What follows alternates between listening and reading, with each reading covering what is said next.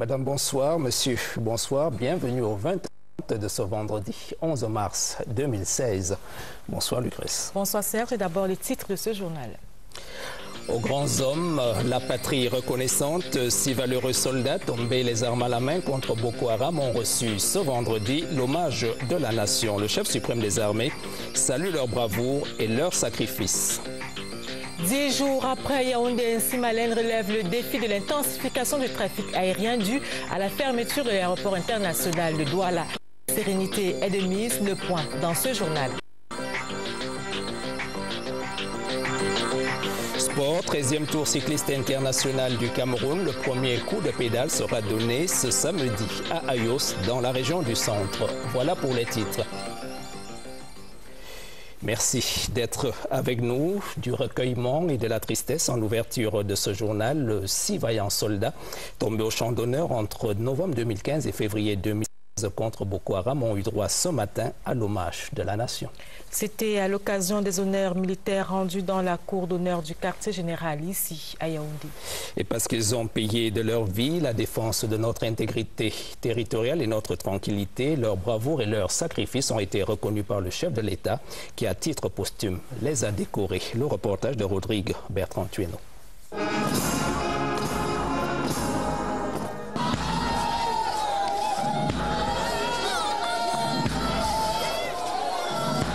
L'émotion est grande dans les tribunes lorsque les cercueils des 6 hommes arrivent et sont installés à l'esplanade de la cour d'honneur du quartier général.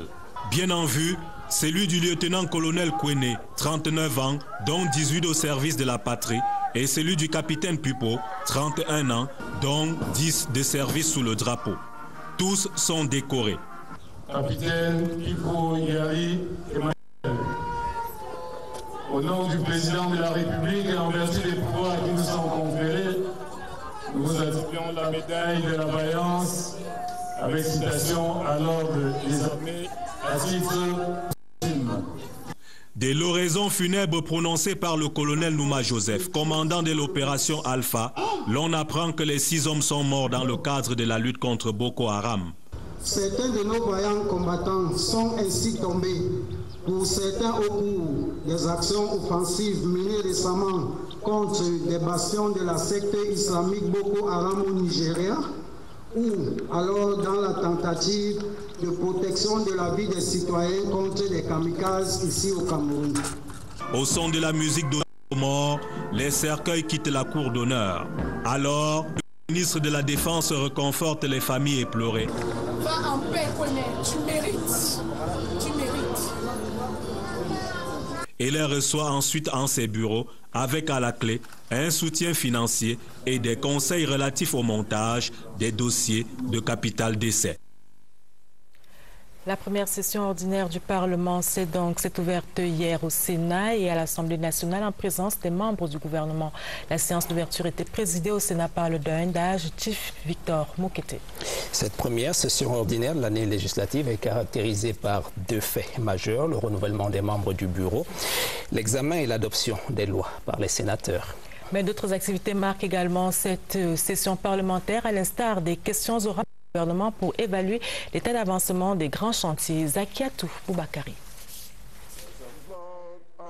La session de mars, aussi bien au Sénat qu'à l'Assemblée nationale, a pour passage obligé le renouvellement du bureau. Les membres seront-ils ou non éjectés de leur siège? Là réside la question. Une fois l'équation résolue, on passe aux choses sérieuses, les projets de loi. Ils seront soumis à l'appréciation des sénateurs qui les étudieront et les valideront. Le Sénat est là pour voter les lois et nous travaillons en étroite collaboration avec la Chambre basse, qui est l'Assemblée nationale. Et je crois qu'il y aura des projets de loi que le gouvernement va soumettre à notre examen. Nous attendons des projets qui puissent faire en sorte que le Cameroun soit toujours un pays émergent, c'est-à-dire des projets qui puissent faire en sorte, qui puissent faire améliorer les conditions et le cadre de vie des populations. Il est d'usage que l'essentiel de la session soit consacré à l'examen de projets de loi. Je tiens quand même à indiquer que l'UNDP a la prétention d'introduire une ou deux propositions de loi. En dehors de l'examen des lois, nous allons examiner l'action du gouvernement à travers les questions orales au gouvernement. Les questions orales au gouvernement, voilà un volet essentiel des sessions parlementaires. Ce sera l'occasion d'évaluer les projets de développement, notamment ceux inscrits dans le cadre du plan d'urgence triennal et ceux rentrant dans le cadre des préparatifs de la Coupe d'Afrique des Nations, dont le premier coup de sifflet sera donné à Yaoundé le 19 novembre 2016. Des questions orales donc, avec au banc des accusés, les ministres. Un autre problème, c'est le contrôle du gouvernement. Nous souhaitons que les membres du gouvernement se préparent mûrement parce que pendant cette session, nous allons intervenir pour pouvoir leur demander comment ils gèrent un peu les projets dont ils ont la charge dans leur département ministériel, parce que nous avons aussi un compte à rendre à nos populations. Une de nos activités, vous le savez bien, est le contrôle de l'activité gouvernementale par le biais des questions orales aux membres du gouvernement ou bien par la constitution des commissions d'enquête parlementaire. Indéniablement, au menu figureront les appels à la candidature du président Paul Biya à l'élection présidentielle. Parlons transport aérien dans la suite de ce jour. 11 jours déjà que Yaoundé reçoit l'essentiel du trafic aérien national et international en raison des travaux de réhabilitation de l'aéroport international de Douala. De l'avis des observateurs, l'aéroport international de Yaoundé-Simalène vibre au rythme des décollages et des atterrissages de plusieurs aéronefs et du balai des passagers. Les équipes de la CRTV ont fait un tour à l'aéroport international de Yaoundé-Simalène ce vendredi pour un premier constat. Olivier Kengemoli. On n'avait pas été habitué à ça à l'aéroport international de Yaoundé-Simalène. Les écrans signalétiques de départs et arrivées de vol pleins, plusieurs aéronefs sur le tarmac prêts à prendre la vol ou en manœuvre d'atterrissage. Yaoundé-Simalène ressemble enfin à un aéroport où il y a vie et activité. L'une des conséquences de cette réalité, c'est l'exigence de propreté. Nous avons eu premièrement augmenté les effectifs. L'augmentation du personnel, ça accompagne l'augmentation du matériel. Donc naturellement, on a augmenté le matériel, les équipements. La plateforme a même dû se doter de nouveaux matériels de travail, véhicules neufs par exemple pour la piste ou encore compteurs d'enregistrement, ce qui n'existait pas avant le 1er mars. Avec le transfert du trafic et le flux de personnes qui ont imposé de nouvelles mesures de sécurité. Au 11e jour de ce service, je constate que le service se déroule normalement. Vous avez vu le grand déploiement des personnels de la police à tous les postes, que ce soit à l'entrée du parking ou aux différentes sorties au niveau du hall passager. Dans ce secteur précisément, le contexte d'insécurité ambiant a su donner du contenu à l'activité de surveillance par les autorités de la sûreté nationale. L'aéroport qui est une frontière, nous n'admettons que ceux qui effectivement veulent franchir cette frontière. Monsieur le délégué général a veillé personnellement à ce que le matériel de travail soit révisé. Vous savez que en dehors de l'aspect sécuritaire, nous assurons également le contrôle d'accès, les mesures de sûreté et les formalités mi-immigration. Ces images ont été tournées entre 10 et 12 heures. Les moments de grosse affluence, c'est généralement en soirée. Mais déjà, Yaoundé-Simalène vit peut-être enfin son temps de gloire.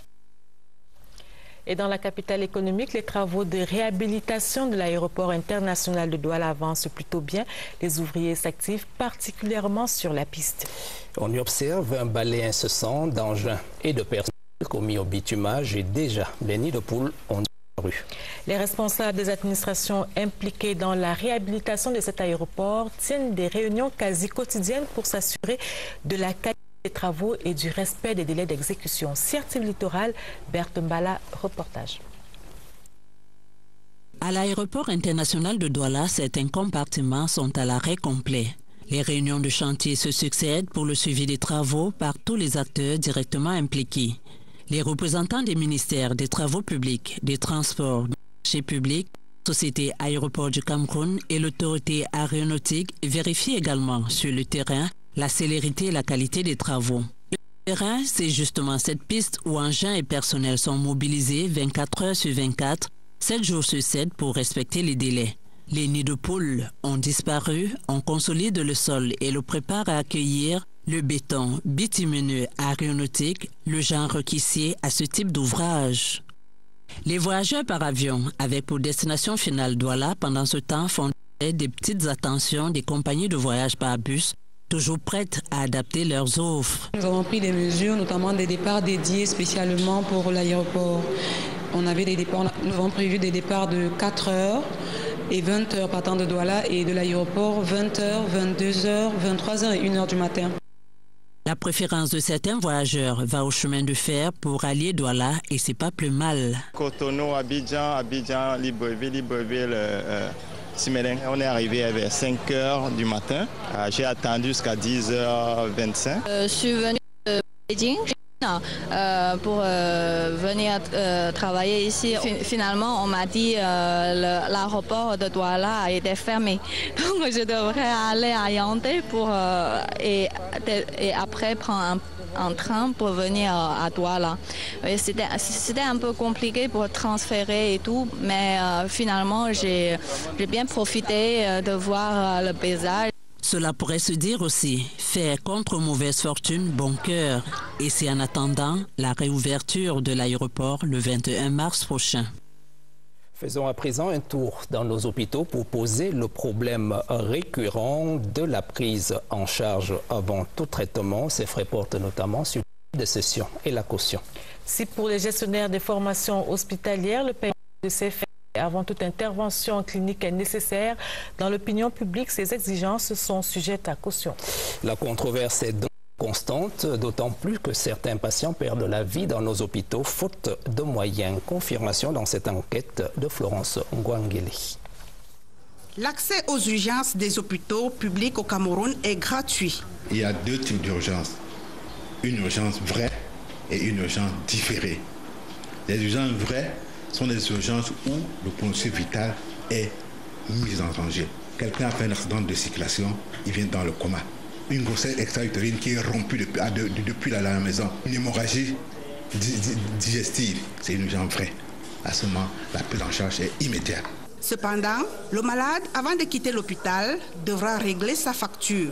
Dans les urgences vraies, vous ne pouvez pas me dire qu'on va payer les frais, c'est pas possible. Il faut lever l'urgence avant de demander aux parents de payer les frais. Or, dans les couloirs des urgences, la réalité semble différente. Certains patients disent avoir été victimes de discrimination. Dans les médias, on disait que dès que vous arrivez, on vous traite d'abord. Mais malheureusement, par rapport à moi-même, je suis arrivé, on m'a pris en charge, mais on m'a exigé de l'argent. Les patients souhaitent que la prescription du ministre de la Santé publique concernant la prise en charge des malades qui arrivent aux urgences soit respectée à la lettre. Lorsqu'il y a des cas de maladie, qu'on essaye un peu de s'occuper d'abord du patient et puis l'argent viendra après. Afin d'éviter toute controverse à propos du paiement ou non des soins aux urgences des hôpitaux publics, les responsables de la santé gagneraient à sensibiliser davantage le public sur les modalités de prise en charge des patients. Des perturbations dans le secteur de la distribution du gaz domestique à Yaoundé. La capitale fait face à une pénurie de butane de certains distributeurs depuis plusieurs jours déjà. Les raisons de cette rupture de stock restent floues en l'absence d'une communication appropriée, ce qui laisse libre cours à toutes les supputations. Et déjà, l'impact de cette pénurie se fait ressentir dans certains ménages. Notre reporter Oswald Medung est descendu dans les rues de Yaoundé ce matin. Chose vue entendue dans ce reportage. 3 jours déjà que Roméo David appante les rues de la ville de Yaoundé en quête de gaz domestique. Dans son porte-tout, 3 bouteilles vides qu'il trimballe en longueur de journée, toutes du même marketeur. En ce 4e jour de recherche, Roméo David n'est pas au bout de ses peines. Il y a un rumeur qui prouve qu'on veut augmenter le prix du gaz. Voilà pourquoi ces gens qui vendent le gaz, ils ont bloqué, ils ont stocké le gaz pour ne pas livrer aux gens en attendant qu'on augmente les prix. Surtout le STMC, les chercheurs sont fatigués. Chez les distributeurs, c'est effectivement ce gaz qui a disparu des magasins et depuis plusieurs jours déjà. C'est depuis 3 semaines que nous n'avons pas le gaz STM sur le marché à Yaoundé. Un peu plus tard, notre chemin va croiser à nouveau celui de Roméo David. Et ce énième arrêt ne lui apportera rien de plus concret, à son grand désarroi. Comme notre ami, ils sont nombreux ces chercheurs de gaz qui arrivent au point de vente, font chou blanc et repartent. C'est depuis une semaine que je cherche le gaz, je ne trouve pas. Depuis là, je cherche ma chambre, ma bouteille, ça ne donne pas. Ils nous disent seulement que c'est en rupture pour le moment, ce n'est pas facile. Fort heureusement et contrairement à ce qu'annonçaient déjà certains, cette pénurie ne touche pas tous les marketeurs. Quand je regarde tout mon réseau, tout le monde est approvisionné. Et nous avons en plus des camions à la SCDP pour les chargements. Même chez les revendeurs, l'offre est bien là et diversifiée aussi. Seuls les utilisateurs du gaz STM n'y trouvent pas leur compte. Pour combien de temps encore, difficile à dire. Pour l'instant, place aux alternatives. La scolaire de la Damawa se densifie au fil des années et nécessite de ce fait des réajustements budgétaires. Ainsi se résument les déclarations du ministre des Enseignements secondaires en fin de séjour dans cette région. Outre la visite d'une demi-dizaine d'établissements scolaires, Jean-Ernest Galabibéré a évalué l'état d'avancement du chantier de construction du bâtiment de la délégation régionale du MINESEC dans la Damawa. Le ministre des Enseignements secondaires était accompagné du secrétaire d'État chargé de l'enseignement normal, Siertivia Damawa. Reportage. Le ministre des Enseignements secondaires et le secrétaire d'État en charge de l'enseignement normal ont pu apprécier le niveau d'exécution et la qualité des travaux de l'imposant bâtiment en chantier devant abriter très bientôt la nouvelle délégation régionale des enseignements secondaires de la Damawa. 4 établissements d'enseignement secondaire public et 2 autres du secteur privé ont eu le privilège de la visite de leur structure par le ministre et son secrétaire d'État. Au Amity International College comme au collège privé islamique, le ministre des Enseignements secondaires a positivement apprécié la qualité du cadre d'apprentissage des élèves. Au lycée classique et moderne de Ngaoundéré, comme au lycée bilingue ou au lycée technique et à la délégation régionale des enseignements secondaires de la Damawa, la chaleur de la première rencontre entre la famille éducative des enseignements secondaires et les 2 membres du gouvernement était au rendez-vous. Rendez-vous élargi à toute cette communauté éducative au cours d'une séance de travail. La carte scolaire de la Damawa se densifie de plus en plus. Il était donc question pour nous de permettre d'informer les responsables hiérarchiques de ce département ministériel dans la région d'Adamawa, d'affiner cette carte scolaire afin de permettre d'apporter une meilleure allocation financière lors des prochaines années. La journée du Commonwealth se célèbre lundi prochain. En attendant, les activités liées à cette célébration se poursuivent sur le terrain. Et ce vendredi, le village du Commonwealth tenait la vedette. La traditionnelle foire exposition organisée par le ministère des Relations extérieures a pour objectif cette année de promouvoir le savoir-faire des populations. Le ministre délégué en charge du Commonwealth a effectué ce matin une visite disposée à l'esplanade de l'hôtel de ville de Yaoundé. Reportage Daniel Menanga. Coco Bertin en première ligne. On n'aurait pas espéré mieux en ouverture du village du Commonwealth, au moment même où l'organisation promeut l'inclusivité. L'esplanade de l'hôtel de ville est le lieu de l'exposition organisée par le ministère des Relations extérieures. Ici, les centres du ministère des Affaires sociales. L'exposition des chaises tissées, c'est un travail très difficile. Et lorsque nous avons l'encouragement comme ça de Commonwealth, nous sommes très heureux. Ça nous donne plus de force. Alors là, ça fait croire vraiment qu'on pense à nous. Là, les populations autochtones. Ce sont les médicaments naturels de chez nous, les manguissa, les ixoro. Ça, c'est pour le mal d'estomac. Ça, c'est le vin de palme qui se prend avec le démarreur. Pour les appareils des motos qui ne fonctionnent plus bien. Plus loin, les centres de promotion des petites et moyennes entreprises, avec ces travailleurs qui transforment le potentiel agricole du Cameroun. Nous aimons que les couches défavorisées se sentent partie prenante de la vie de notre société. Et dans ce contexte, nous avons organisé cette activité aujourd'hui pour qu'on démontre ce qu'ils peuvent faire pour contribuer à l'avancement de notre société. Les ministères et autres structures étatiques sont aussi dans le village, justifiant à chaque fois leur implication dans la promotion de l'emploi des jeunes et des populations vulnérables. Dans la page politique de ce journal, l'appel à la candidature de Paul Biya à la prochaine présidentielle, la voix de la KDI se fait entendre. Les fils et les filles de ce département de la région de l'Est, militants du Rassemblement démocratique du peuple camerounais, se sont récemment réunis à Batouri dans le cadre d'un meeting. Et à cette occasion, ils ont redit tout leur engagement à soutenir le président de la République dans la lutte contre Boko Haram et dans les batailles politiques à venir. Freddy Melingui, compte rendu. À Batouri, les filles et fils de la KDI ont porté le choix sur Paul Biya. Depuis quelque temps, nous sommes confrontés à des problèmes sécuritaires. Et il était question quand même de mener des actions pour encourager le chef de l'État à tenir ferme. Parce que s'il n'a pas un soutien derrière lui, il pourrait à tout moment fléchir. Dans leurs interventions à la permanence du parti Théâtre de l'événement, élus locaux, parlementaires et chefs traditionnels ont joint leur voix à celle des responsables politiques du RDPC pour justifier leur option. Le département de la KDI, à l'instar des autres régions du Cameroun, a décidé de se réunir pour dire au chef de l'État: toute la KDI, toutes ces populations sont derrière lui, nous le soutenons et nous lui demandons de se porter candidat aux prochaines élections. Et pour respecter la parole donnée, Emmanuel Bondé, membre du bureau politique, et Ernest Mbouaboubou, ministre des Mines, de l'Industrie et du Développement technologique, ont demandé avec insistance à leurs frères et sœurs d'intensifier les inscriptions sur les listes électorales.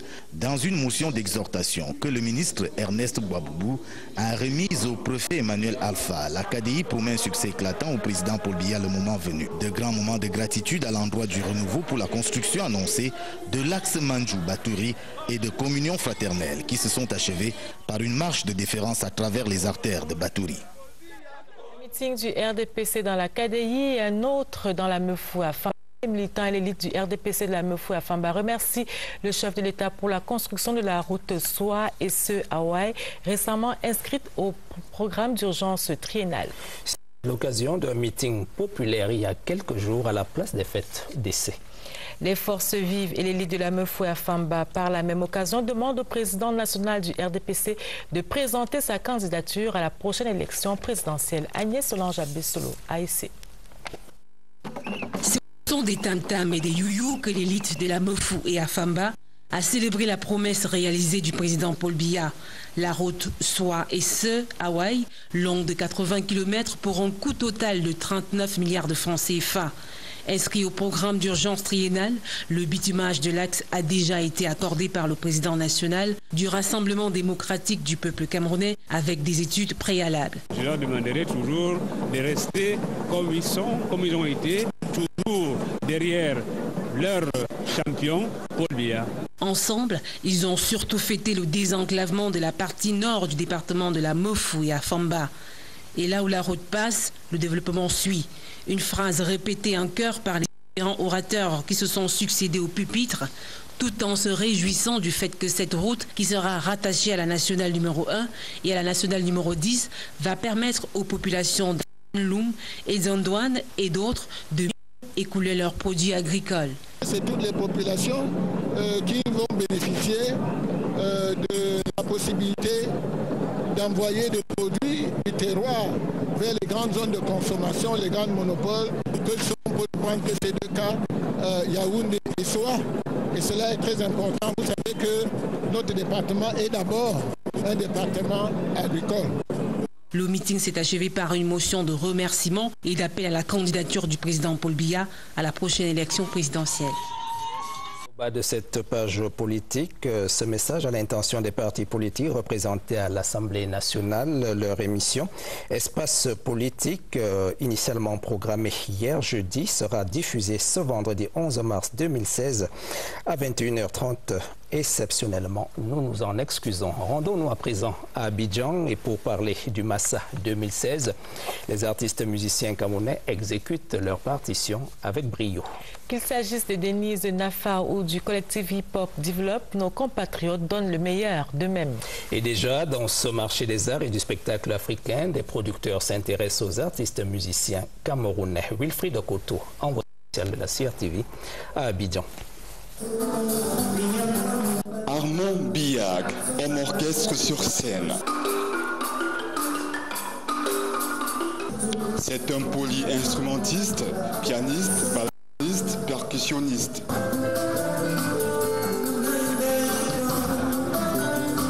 Cerise sur le gâteau de ce cocktail, vocaliste.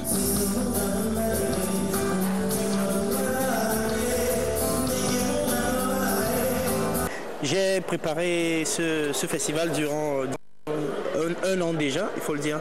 Je viens proposer ce que la musique camerounaise représente, elle représente en Afrique. Dans ses chansons, Armand Biag évoque la souffrance, la jalousie, la haine, l'amour.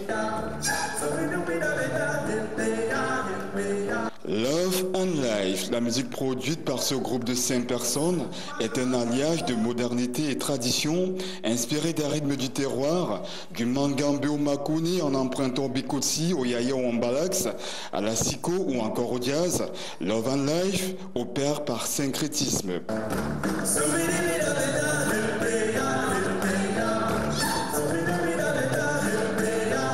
Les vibrations de lamelles de la sanza, les cloches de l'Essewe confèrent harmonie aux flûtes tout pourries.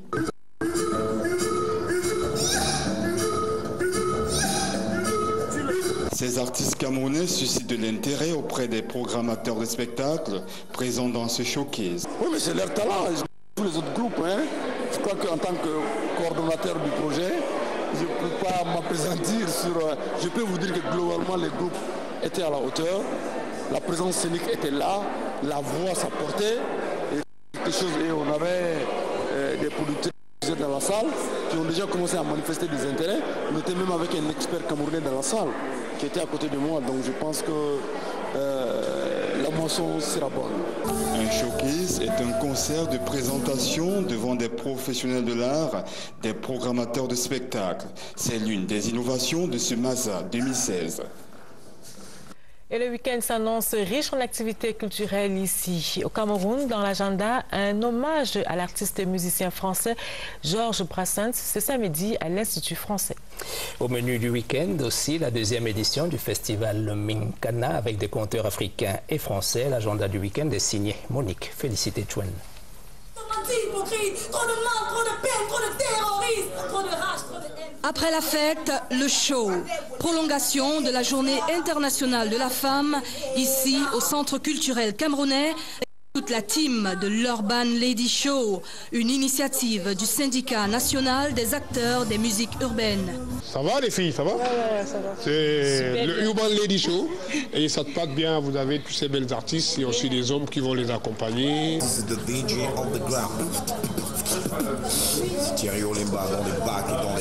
Sur cette même scène, ce samedi dès 19h, chansons et humour se mêleront avec Godinoa, Valchamar et Major AC. Même jour, même heure, à l'Institut français, les amis de Georges Brassens offrent un spectacle en mémoire du célèbre poète, artiste français, mort en 1981 après avoir marqué le monde entier. Tout à côté, ce même samedi, le festival de contes Minkana appelle le public. Je l'ai trouvé, la plus belle fleur. Azazou et ses invités nous plongeront au cœur des traditions avec les 10 mots de la francophonie. Rendez-vous au Bois d'Ébène de Yaoundé ce vendredi et samedi soir avec les sonorités Made in Calvino. Le week-end s'achèvera en famille dimanche dès 12h à l'IFC de Douala et Yaoundé avec l'invitation de Kirikou et la sorcière. Plus d'eau potable pour les villes de Mbangante, Bafang et Fumban dans la région de l'Ouest. Le rêve est permis. Le projet eau potable et assainissement financé par la Banque africaine de développement à hauteur de 30 milliards de francs CFA prend progressivement corps. Le directeur général de la CAMWater, Alphonse Roger Akoa, et le représentant résident de la Banque africaine de développement Racine Kane ont pris la pleine mesure du projet lors d'une visite des chantiers relatifs à ce projet d'adduction d'eau potable. Franck Djama. Reportage. En quelques images, les infrastructures qui donneront aux populations de la région de l'Ouest la vie, entendu que l'eau, c'est la vie. Pour en arriver là, pas moins de 30 milliards de nos francs issus du projet eau potable et assainissement soutenu par la Banque africaine de développement. Le Cameroun est en train de faire des progrès dans ce domaine. Il faudrait absolument que nous continuions à poursuivre notre appui, mais cet appui suppose déjà que l'on puisse améliorer les capacités d'exécution de toutes les parties prenantes. Et je voudrais rappeler qu'en plus de ce projet d'amélioration d'accès à l'eau potable et d'assainissement en milieu semi-urbain, nous avons un projet identique, cette fois-ci en milieu rural. Au niveau de ce projet, nous avons à peu près 95% des travaux qui sont déjà réalisés. Il aura en outre été question de conjurer les autorités des localités concernées afin de mener à bien les travaux, ce avant le 30 juin 2016. Nous avons constaté partout où nous sommes passés que les travaux se déroulent normalement, mais les délais contractuels à échéance du 30 juin 2016 se rapprochent de nous. Côté mission de contrôle, il y a des raisons d'espérer. L'avancement est appréciable. Il y a un engagement de l'entreprise de doubler les effectifs, de doubler les équipes pour vraiment honorer les engagements qui sont limités au 30 juin 2016. L'entreprise y est liée en tout cas. La ville que c'est plus retardée que c'est Fumban. Alors comme toutes les villes comme Bana, Bangante, ils sont presque finis, on va focaliser tous les efforts pour travailler à Fumban. Pour Kamwa et pour la BAD, il est question de respecter les délais et surtout obéir aux règles de l'art pour fournir à temps de l'eau à tous les Camerounais. Et en sport, le week-end sera riche, Lucrèce, avec du football, du cyclisme et de la boxe. Tout à fait, l'agenda du week-end s'annonce chargé avec au menu, comme vous l'avez dit, du football, de l'athlétisme et du cyclisme.